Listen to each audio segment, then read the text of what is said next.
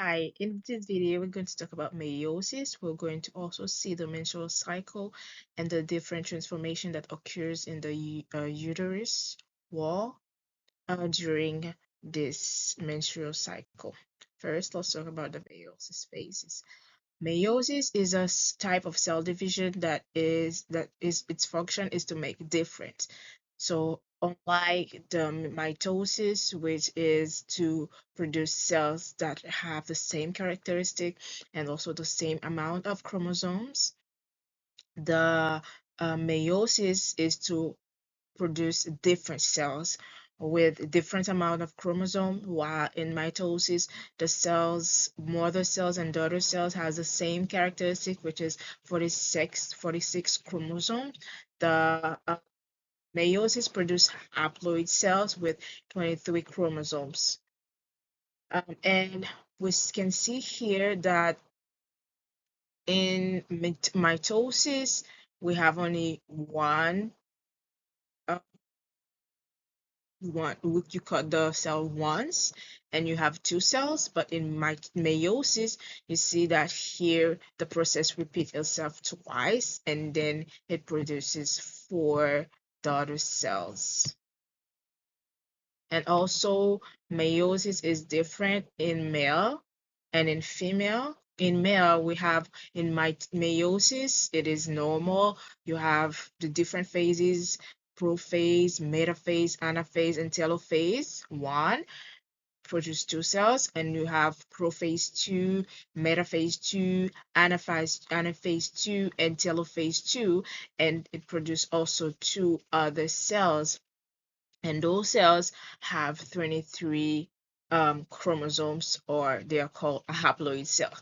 But in female, we have the meiosis occurs since the first phase happen when the baby is born till uh, the girl reaches puberty, and then that's when the meiosis continue, the meiosis one, and the ovule that it produce will continue into the second part of the in the second part of meiosis, when the ovule is fecundate, or when fecundation happen. So let's see the difference uh, changes in the uterine wall during the menstrual cycle. During the menstrual cycle, we have two hormones that is in the female that facilitate these changes. We have in the first 14 days, here you can see the hormone estradiol, or estrogen, and in the last phase, the 16 to 28 day, we have another hormone, which is the progesterone, that is produced. So let's see what those hormones do. You see that estrogen, it stimulate the follicle.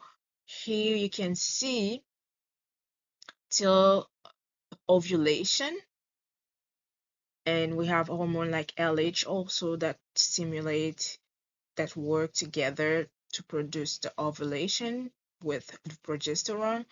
And in the last phase, we can see here that in the ovaries we have this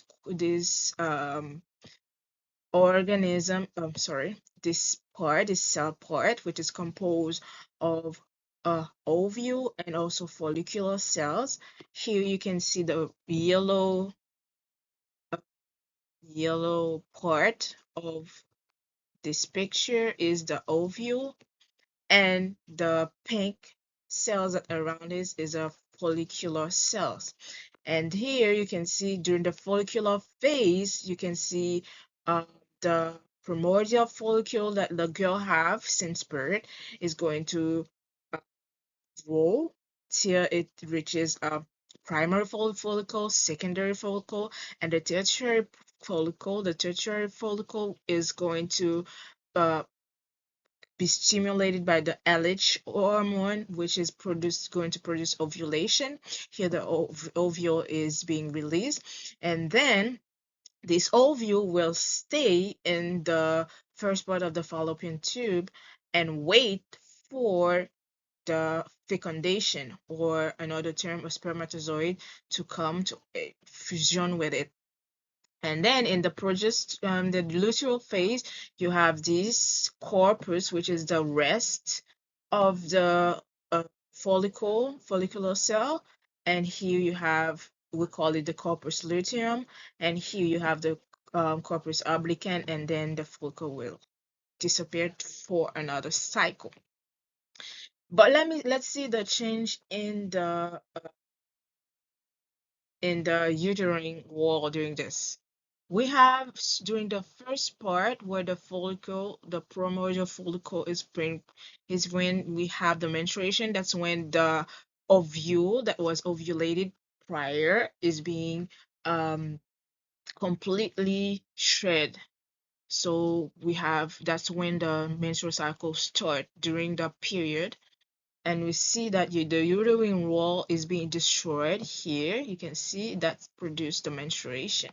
During the proliferative phase, which is during where the follicle uh growing, this is during day 7 to day 14, we see that the uterine wall is being rebuilt again. So the wall of the uterus is thickening during after ovulation, during the luteal phase, when the ovule that is ovulated is in waiting for the fecundation, we have the uterine wall also is being prepared during day 14 to day 28 to receive an egg. So it's waiting for nidation. So the wall of the uterus is thickening, beginning to become thicker. And if fecundation happen, the eggs will come and nidate in the uterine wall, and the egg will produce some enzymes that is going to break this in between this wall, so that it can enter and fusion with the mother cells, the cell of the mother with the cells of the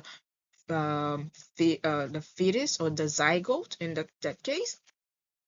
And then if there is no fecundation, that's when menstruation happen, then the uterine wall